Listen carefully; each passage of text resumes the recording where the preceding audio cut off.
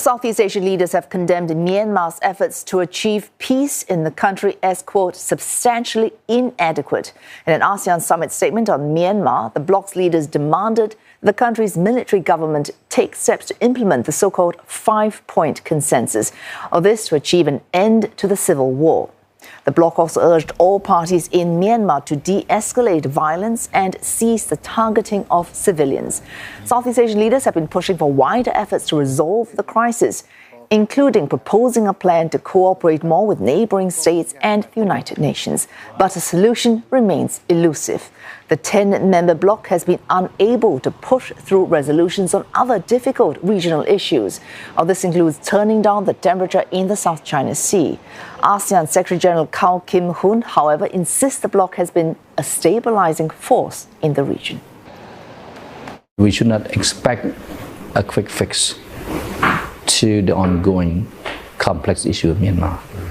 So what is important is that right now that this is what we heard from member state, that other countries should support the role of ASEAN vis-a-vis engaging with Myanmar.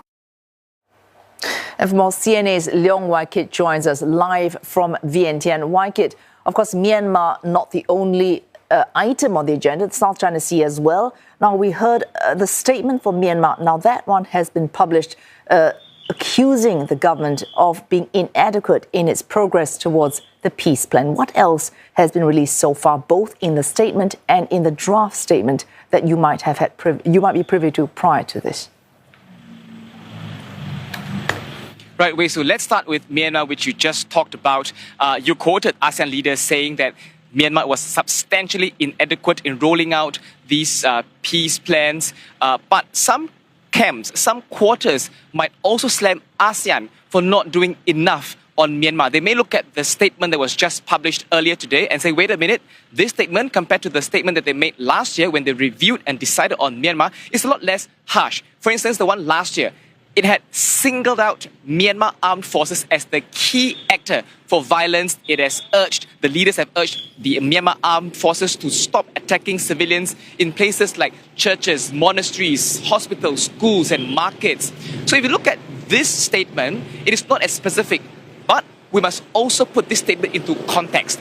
Last year, October 27, a group of powerful ethnic armies as well as resistance forces had launched surprise, coordinated and prolonged attacks against the Myanmar army. The Myanmar army were caught off guard. Up to today, there are still pockets of fighting going on in Myanmar. Some of the ethnic armed groups have seized territories. Perhaps this is why the ASEAN leaders have no choice but to call out everyone who are involved in the violence. So they singled out armed forces, which can encompass Myanmar army as well as the ethnic armies, as well as security forces, which could include your resistance forces as well as your People's Defence Force who are loyal to the National Unity Government. The other contentious issue is the South China Sea.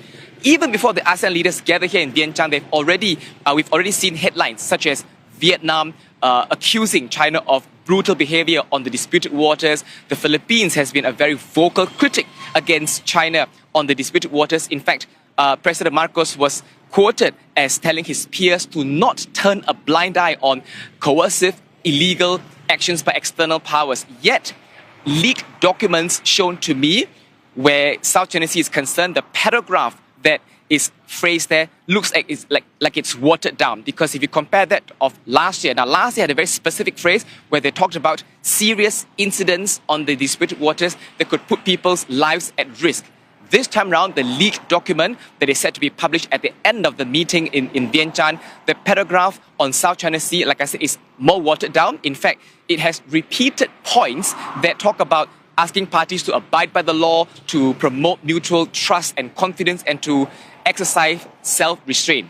That's it. Like I said, this is a leaked draft that I've seen. It remains to be seen whether or not this actual verdict would make it when the ASEAN chair, Laos, reveals this, or rather issues this statement at the end of the meeting here in Vientiane.